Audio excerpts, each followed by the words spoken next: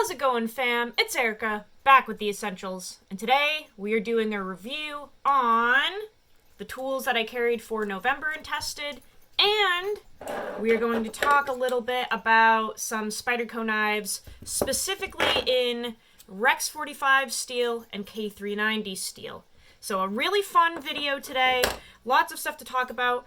But we do have a whole bunch of new subscribers. It kind of seems like we have a wave of new people that have found the channel. So welcome aboard the ship, guys. One is welcome. All is welcome. Aliens are welcome. I just want to lay out the ground rules really quick for those new people that don't know. I am not paid by YouTube. I don't have a Patreon. I'm not monetized or whatever the fuck it's called. So that means there are no ads, no commercials, and YouTube probably makes money off of me, but I do not. Which means we have a couple of ground rules just to keep the channel appropriate and welcoming and fun. So we do not talk about politics. We do not start stuff in the comments. If you're a troll or anything, you're instantly blocked. And we do not talk about personal appearance. I cannot drive that home enough. This is a gear channel, a knife channel, and the last thing that anybody, Nicole Dodge, wants to hear is how hot she is, okay? She hears that all day, every day, and this is just not the place for it. So thank you to the people kind of like monitoring the comments down below.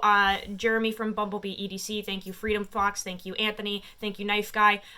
You guys are fantastic moderators without even being asked. But yeah, it's a one warning only type deal. We do not talk about anybody's personal appearance.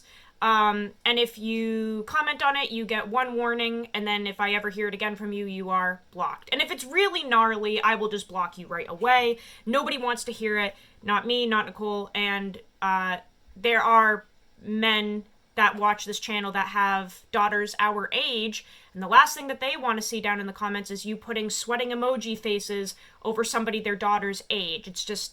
nobody wants to hear what you're thinking. Not a single person. So, with that being said, let's get into the review, guys, because I carried these 3 items all month.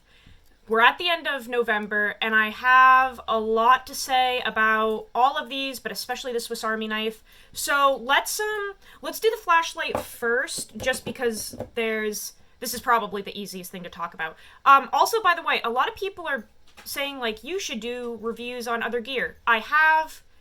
Please look at the playlist, guys. I can't emphasize that enough. Like, generally, YouTubers will have playlists, and if you go to the playlist, you will see that I have a gear review playlist that has all types of stuff other than knives. So, like, please stop begging for me to do reviews on other stuff, because I already have them. So just go check out the playlist.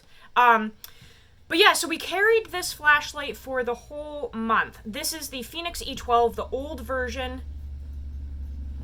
And it's just a really old school, tried and true flashlight. I took the pocket clip off, and it's just, it has like 2 or 3 modes. It's great, very durable. I dropped it many times, and it never failed, really. What I like about this is that it has a very concentrated, I think people want me to call it throw. I've been calling it beam. But people that love flashlights are like, no, it's called a throw.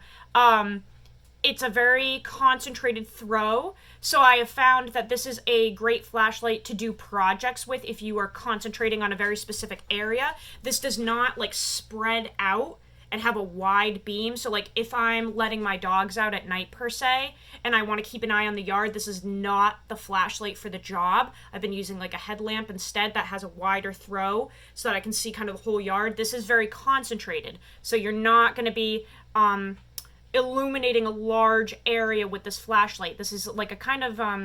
like, if, let's say you drop something under your bed at night or whatever, this is great for that. Or if you're doing a very specific project, like maybe working on a car, and you're looking at a very specific area, this is a great flashlight for that.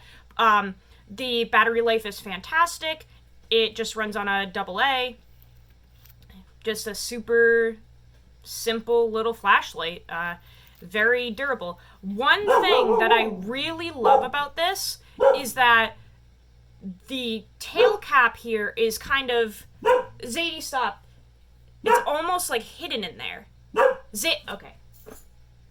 Every time I put her behind the door, she does this. It's kind of hidden in there, which I like, because the switch does not get activated in your pocket. I've had that happen with many flashlights. We all know about my Olight extravaganza where my pants actually lit on fire and I had to strip them off and throw them because they were in flames. So, I am very specific about flashlights now, and I really like that this tail cap is flush with the rest of the body because it does not activate in my pocket. Granted, I don't think this has enough lumens to light my pants on fire like the Olight did, but anyway, it's just, I really like that. And I've also mentioned this before, but for anyone new, if you're on Instagram and you take photos of your knives, you can make it look like your knife is floating in the air. If you have a flashlight like this with a flat top, and you lay your knife on top of it and hide the flashlight and then take a photo from above, it looks like your knife is floating, which is really cool. That's a trick I learned from Doug over at the Shutter Doug. But yeah, you can like rest it on here and it looks like it's floating, and it's just a cool way to take photos. So it's a photo prop. It is an illumination tool. It's just a great little flashlight. Highly recommend. The new version is smaller with more modes and higher lumens, but I still find the old one to be great. Okay, let's talk about the, oh boy, let's see if I can get it right today. Knipex. We're going to call it Knipex today. The little Cobra pliers. This is the second to smallest version that they make. The smallest version that they make does not have the handles with the rubber stuff on them. So I like these ones just because you have that little bit of extra grip and a little bit more length. But these little Knipex pliers are a lifesaver, especially now that it is cold in New Hampshire. I find these to be great little grippers.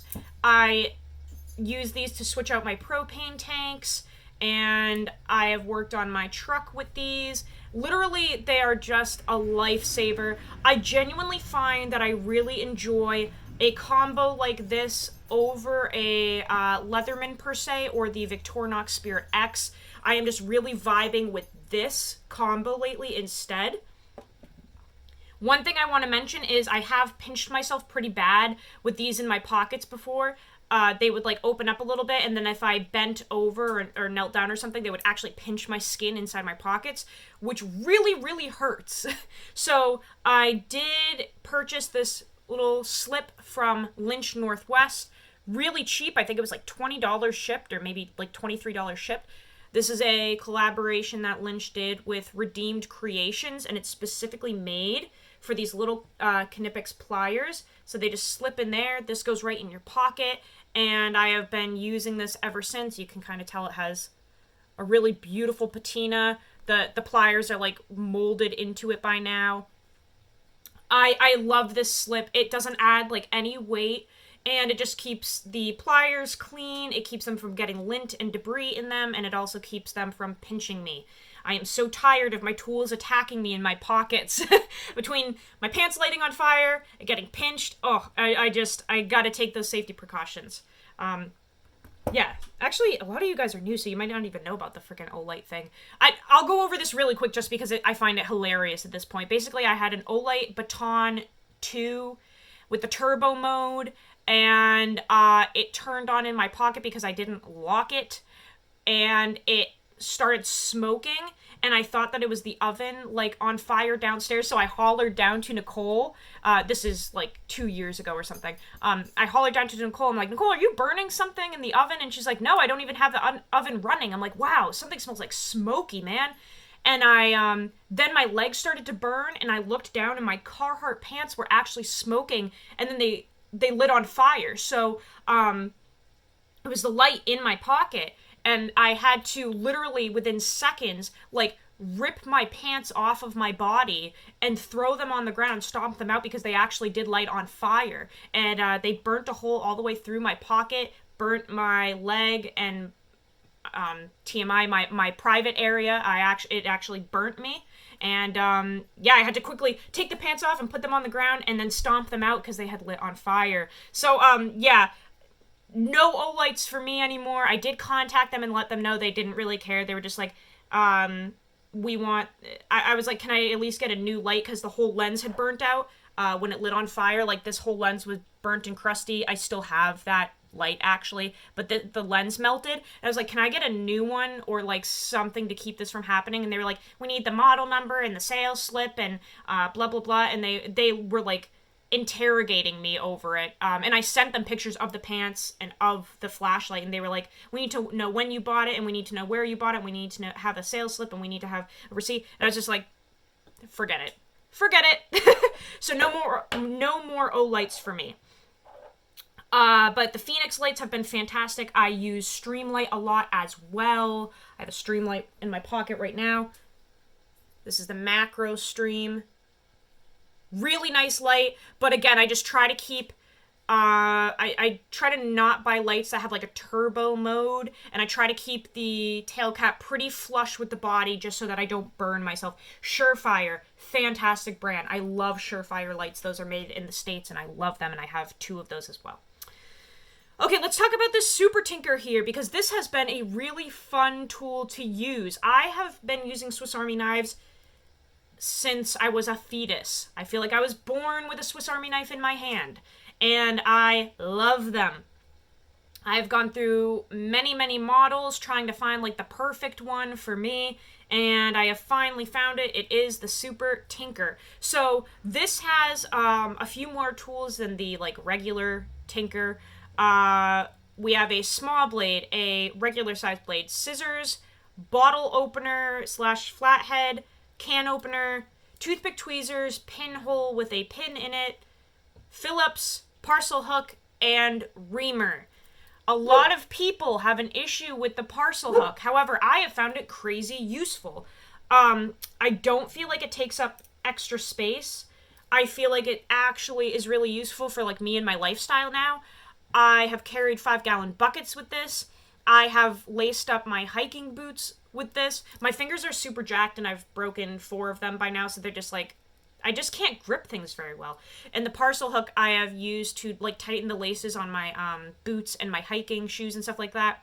And I made a video like last week, I think, where I used this to reach down into one of Kane's toys. It's like a ball on a string, and sometimes the knot comes undone, and you have to like put the string back in the ball and tie it all up, but you can't reach it inside there.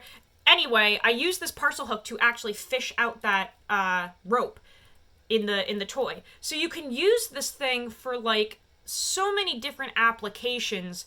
I used to think it was useless, but now I actually really like this. You can reach into little places and grab things. I don't know. You can loosen up knots with it too. I find it super useful. But yeah, this just has, I feel like, the perfect amount of tools for me. It's not too thick. I would not want to go any thicker than this.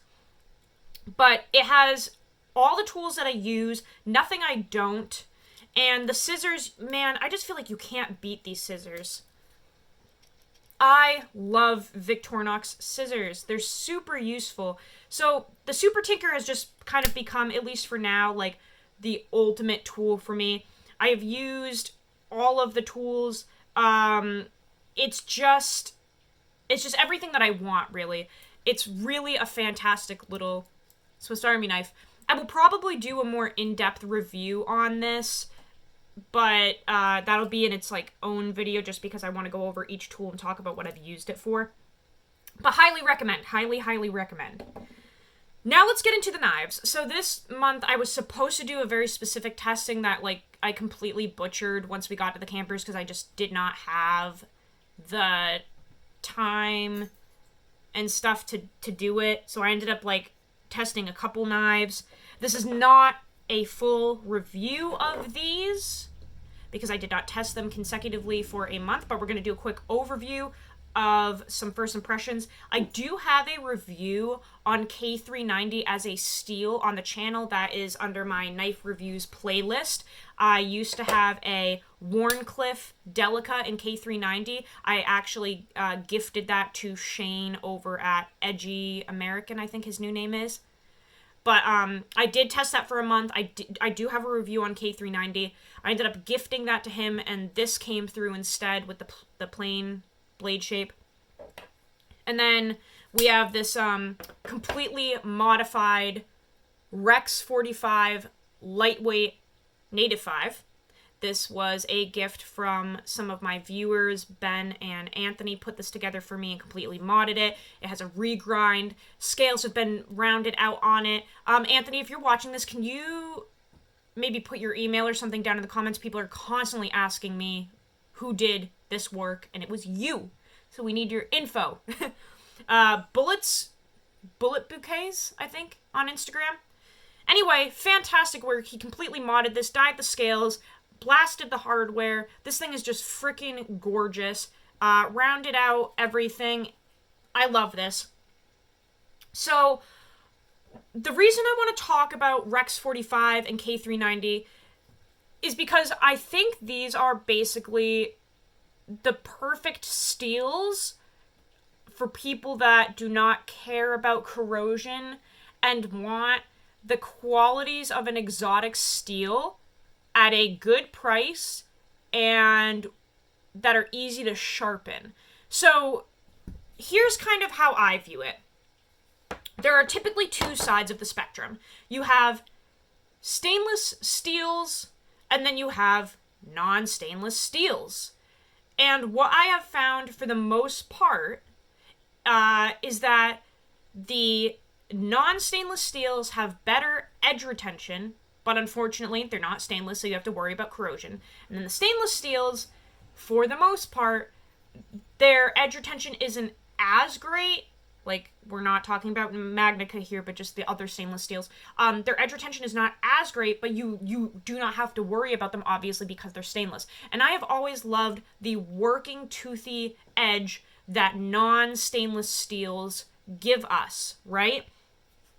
But, I have experimented with a lot of non-stainless steels, you know, Maximate and M4 and 3V and REX45 and K390. I have been through them all, and I have found that these two are just my favorites. And the reason is, I feel like they're right in the middle. So they're not stainless, but they really don't corrode as quickly as some of the other non-stainless steels. I also find that these have incredible edge retention, and they're easier to sharpen. Like, for a lot of people, moving the burr on S9DV or Maximate or something, it can just be a little more time-consuming, and for a beginner sharpener, it can just be a little intimidating. Like, let's be honest. It's a piece of cake for me, but for someone new to sharpening, those exotic high-hardness steels can be really tricky to move that burr and get, like, a correct apex. With these, you get insane edge retention, and these are a breeze to sharpen and strop back. They literally are as easy, in my opinion, as like S30V or S35VN. Seriously. Or even like Nitro V. These are incredible sharpening experiences, guys. So, the K390, oh man, this just takes a toothy frickin' edge, guys. It really does. It comes up so crisp and clean. And I have used this for many, like, liquidy situations, and it just doesn't have any corrosion or anything. It barely even has a patina, to be honest. It really doesn't. So you're getting those beautiful working qualities of a tool steel, because it is one. This is Bowler K390, with incredible sharpening experience and edge retention and toughness. The toughness is not compromised. I have definitely used this in situations where it should be pretty dinged up, and it's just not. Like, K390, man, is just everything that you need. For real. I wish that this was more readily available in other models and with knives aside from Spyderco's. Like, imagine a K390 bug out or something, right? That would be so insane. But K390 is seriously incredible. If you were looking for, like a one-and-done steel, K390 is fantastic. Now, REX45, I really don't find very different than the K390. It's hard for me to decipher which one is which because they're very similar. This one is a regrind, so this is very thin behind the edge. Very thin. So thin that if this were in any other steel, I would be nervous to use it. It's just very thinned out. But Anthony assured me that I could use this the same as my other knives, that because it is REX45, I should be able to kind of beat on it and not be worried. So I did take his word and just use it like I would use my other knives. There is zero damage. Zero. This is incredible. This REX45 ground super thin like this literally just cuts and cuts and cuts and cuts for days. The edge retention is insane. The stropping experience is a piece of cake. Because it is so thin, it just strops right back. It's beautiful. Like, using this knife is just a phenomenal experience. Super easy to maintain. He did a forced patina on it, so I really don't have to worry about corrosion on it. It just doesn't do anything. The blade has gotten a little darker with use, but aside from that, nothing. And again, you're not compromising anything. It's still tough. It still has great edge retention. It still keeps a working edge for days. It comes up super crisp. It's crazy easy to sharpen. Like, these two steels are just two that I can recommend above and beyond everything else. Like, I noticed with Maxima, if I used it to a certain point, I could not strap it back. Like, I had to go to the stones. And surprisingly, with these two, I haven't gotten to that point yet. Like, I have used these until they got, like, butter knife dull, and I was able to strap them back with, like, a diamond paste. So, I just want to keep recommending these two steels because I know people can be a little nervous about them since they're not stainless, but for the price point and what you're getting, I think these are incredible. Definitely recommended from me over S30V or Nitro V or any of those stainless or semi-stainless steels. Like, these are my two favorite steels of all time right now, for real.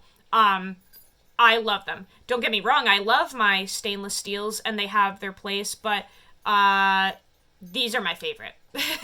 K390 and REX45 are just incredible. So at some point I need to do a sharpening video on the Rex, I think. I do have sharpening videos on my channel. I have a playlist of sharpening videos, but at some point when this needs to be sharpened, we will do that together so I can show you how easy it is. Yeah, this is just a fantastic one. So if you can get your hands on REX45 or K390, highly recommend it. But yeah, these were some knives that I used this month. They're just fantastic. I recommend both of these models. They're incredible. But yeah, we're 23 minutes in here.